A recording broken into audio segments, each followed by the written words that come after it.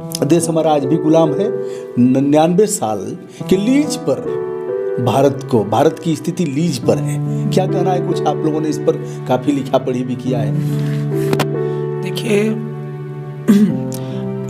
दीपक राठी जी हैं, रोहतक के अंदर रहते हैं। उन्होंने एक आरटीआई लगाई थी सरकार से। उन्होंने कुछ सवाल पूछे थे सरकार से। उन्होंने सवाल पूछे थे कि भाई देश 14 अगस्त 1947 को देश की क्या स्थिति थी और 16 अगस्त 1947 को देश की क्या स्थिति थी। इसी प्रकार से उन्होंने कई सवाल पूछे थे कि भाई 24 जनवरी 1950 से पहले क्या स्थिति थी और फिर 27 जनवरी को क्या स्थिति थी, 25 जनवरी और 27 जनवरी को। तो इस चीज़ का उन्होंने पूरा सवाल पूछा था कि क्या आज भी भारत के ऊपर इंग्लैंड की रानी का कोई हक है या फिर हम गुलाम हैं क्या।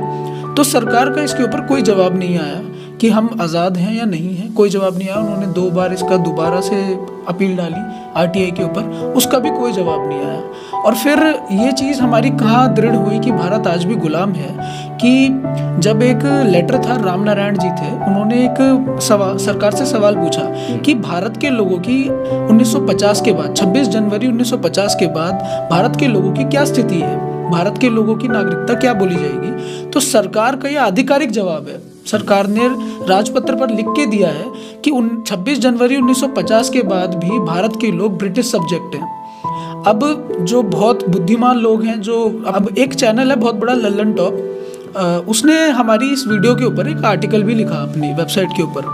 तो हमने उसका भी जवाब दिया। उन्होंने उस आर्टिकल के अंदर ये सब चीज़ें लिखी कि भाई ये तो, हमने उसके अंदर एक बात बोली थी कि भाई राजगोपालाचारी ने ये शपथ क्यों ली कि मैं हिज मैजेस्टी जॉर्ज 6 का उत्तराधिकारी, गवर्नर जनरल के पद पर मैं अपना हस्ताक्षर कर रहा हूँ। तो हमने ये सवाल पूछा था उसके अंदर। तो लल्लन टॉप ने ये जवाब दिया उसका। लल्लन टॉप ने अपने आर्टिकल में ये चीज़ लिखी कि भाई वो तो एक अंतरिम सरकार चल रही थी, इसलिए उन्होंने ऐसा बोल दिया।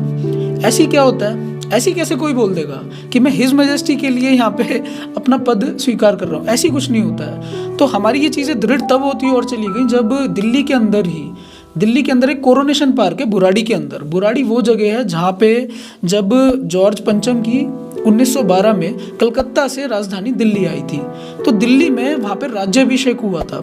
राज्याभिषेक में देश भर के जितने भी राजा थे जो उस समय अंग्रेज़ों के गुलाम थे, वहाँ पे उनको अपना शीश नवाने के लिए गए थे।